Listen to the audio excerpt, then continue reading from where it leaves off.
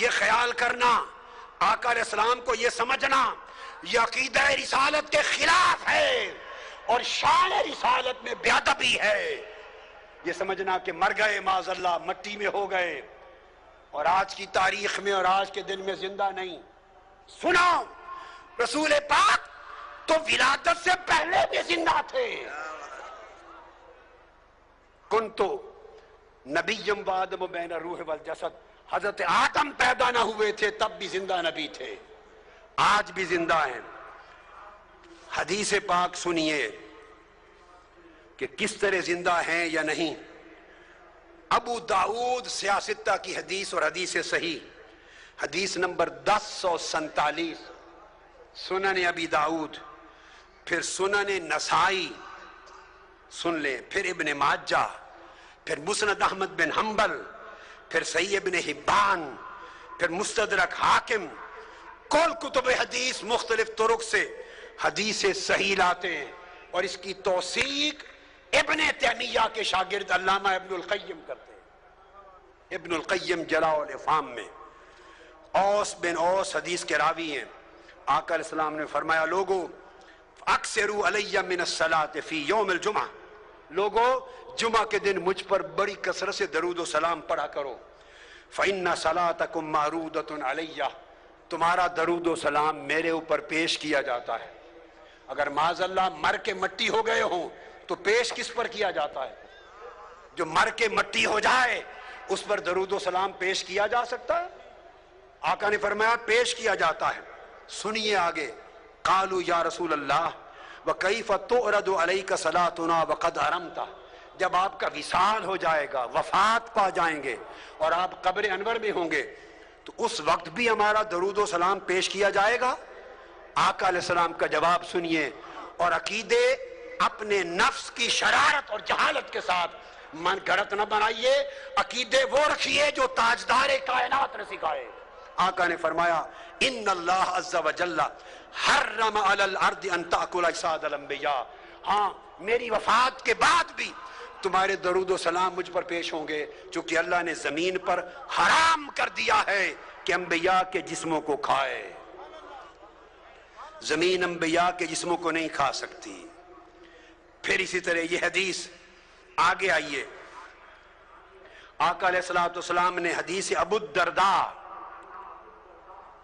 اور روایت ہے ابو الدرداء کی، جسے امام ابن ماجہ نے روایت کیا سند صحیح سے، حدیث نمبر 1637، اور علامہ ابن القیم، علامہ ابن تیمیہ کے شاگرد نے پھر توثیق کی۔ وہ آقا علیہ السلام نے فرمایا ان احدا لا یصلی علی الا اردت علی صلاتہ حتی یفرغ منہا، فرمایا لوگو قیامت تک کوئی مسلمان ایسا نہیں جو مجھ پر درود و سلام پڑھے اور اس کے فارغ ہونے سے پہلے مجھ پر پیش نہ ہو جائے۔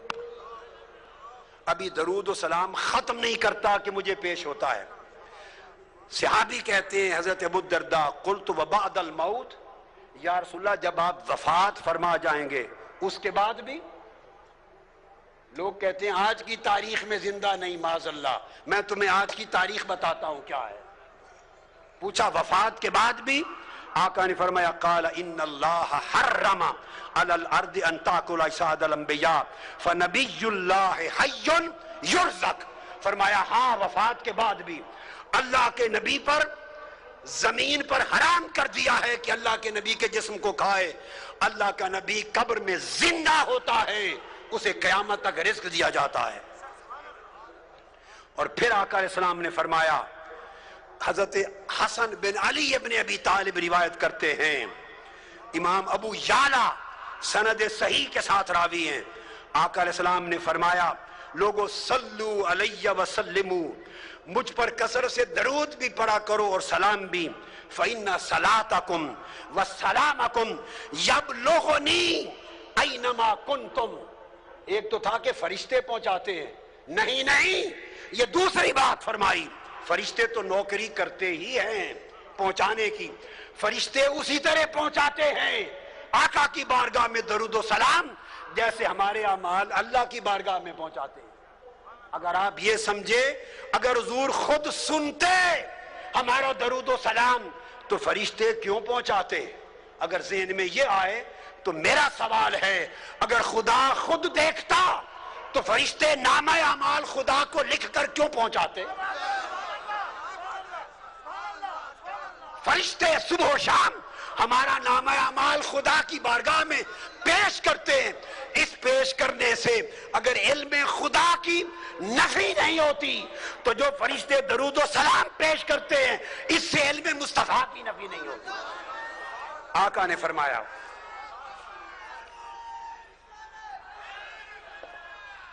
آقا علیہ السلام نے فرمایا مجھ پر درود و سلام کی کثرت کرو، اس لیے کہ تمہارا درود اور تمہارا سلام خود پہنچتا ہے مجھ پر جہاں بھی ہوتے ہو. ارے بمبے والو، بمبئی سے مصطفیٰ پہ درود و سلام پڑھو گے، خدا کی قسم گنبد خضرا میں مصطفیٰ خود سنتے ہیں. میں سند کے ساتھ کہہ رہا ہوں، سند کے ساتھ آقا خود سنتے ہیں. آقا نے فرمایا صلو علیہ. دوسری روایت حضرت سعید بن ابی سعید عن ابی ہریرہ رضی اللہ تعالیٰ عنہ فرمایا صلو علیہ فإن صلاتکم تبلغنی حیثما کنتم. کثرت سے درود پڑھو، تم جہاں بھی ہو کائنات کے جس گوشے میں تمہارا درود ڈائریکٹلی مجھے پہنچتا ہے، براہ راست پہنچتا ہے. اور آقا علیہ السلام نے تو یہاں تک فرما دیا، حدیث پاک حضرت ابو ہریرہ راوی ہیں، سنن ابی داؤد اور مسند احمد بن حنبل، حدیث صحیح فرمایا ما من احد یسلم علی الا رد اللہ علی روحی حتی رد علیہ السلام. کائنات کی عرضی پر جہاں بھی کوئی مسلمان مجھ پر سلام پڑھتا ہے، درود و سلام پڑھتا ہے، آقا نے فرمایا الا رد اللہ علی روحی، اللہ نے میری روح میرے جسم میں واپس لوٹا دی گئی ہوئی ہے. میری روح میرے جسم میں واپس بولیے لوٹا دی ہوئی ہے. میں ہر سلام کرنے والے کو سن کر خود جواب دیتا ہوں. اگر آپ کے ذہن میں ایک لطیف علمی بات اور ذوق کی بات کہوں، خیال آئے لوٹا کیوں دی؟ اگر لوٹانی تھی تو نکالی کیوں روح پاک؟ اور نکال لی تو لوٹا کیوں دی؟ سنو غور سے، نکالی اس لیے تاکہ ہر نفس پر ایک بار موت کا ذائقہ سچا ثابت ہو جائے. کل نفس ذائقۃ الموت، موت کا ذائقہ چکھنا بولیے ثابت ہو جائے. آقا علیہ السلام نے بھی چکھا. اب میرا وجدان کچھ اور کہے گا، کوئی کہے گا کہ موت کا ذائقہ چکھا، اور میں کہوں گا نہیں، موت مصطفیٰ کے لبوں کو چکھنے کے لیے آئی. ہائے ہائے، موت مصطفیٰ کو چھونے کے لیے آئی. مولا میں محروم نہ رہ جاؤں، میں بھی چھو لوں تیرے محبوب کے جسم کو. اس لیے روح نکلی. اب سوال پیدا ہوتا ہے کہ لوٹا کیوں دی؟ قرآن کا قاعدہ ہے، نص قرآن سنیے. قرآن نے کہا وَلَلْآخِرَةُ خَيْرٌ لَكَ مِنَ الْأُولَىٰ. میرے محبوب تیری آخرت اور تیری بات کی گھڑی، ہر بات کی گھڑی پہلی گھڑی سے بہتر ہوگی، پہلی گھڑی سے بہتر ہوگی. مصطفیٰ کا جسم ہر بات کی گھڑی میں پہلی گھڑی سے بہتر مقام پر ہوگا، اور آقا علیہ السلام کی روح ہر بات کی گھڑی میں پہلی گھڑی سے بہتر ہوگی. جب روح جسم پاک سے نکل گئی، ذائقہ موت وارد ہو گیا. اب میں وجدانی بات کر رہا ہوں. ایسے لگتا ہے کہ جیسے روح کو جنتوں کو پیش کیا گیا ہوگا.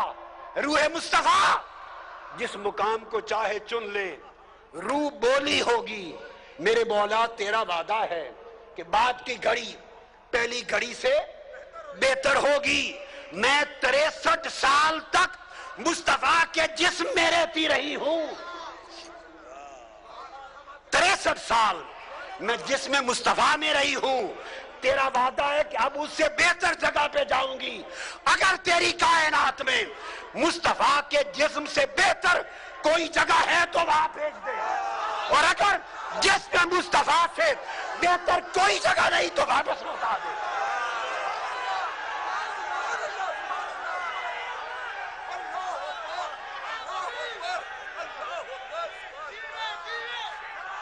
لا محالہ رحمت خدا نے جواب دیا ہوگا.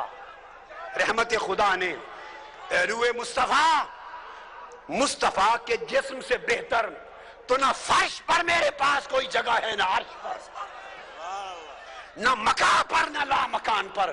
مصطفیٰ کے جسم سے تو اعلیٰ جگہ نہیں۔ روح نے عرض کیا ہوگا باری تعالیٰ اگر جسم مصطفیٰ سے بہتر جگہ نہیں تو واپس لوٹا دے۔ حکم ہوا ہے روح مصطفیٰ پلٹ جا اور قیامت تک مصطفیٰ کے جسم میں رہے۔ اس لیے حضور جسمانی طور پہ بھی زندہ ہیں اور روحانی طور پر بھی زندہ ہیں۔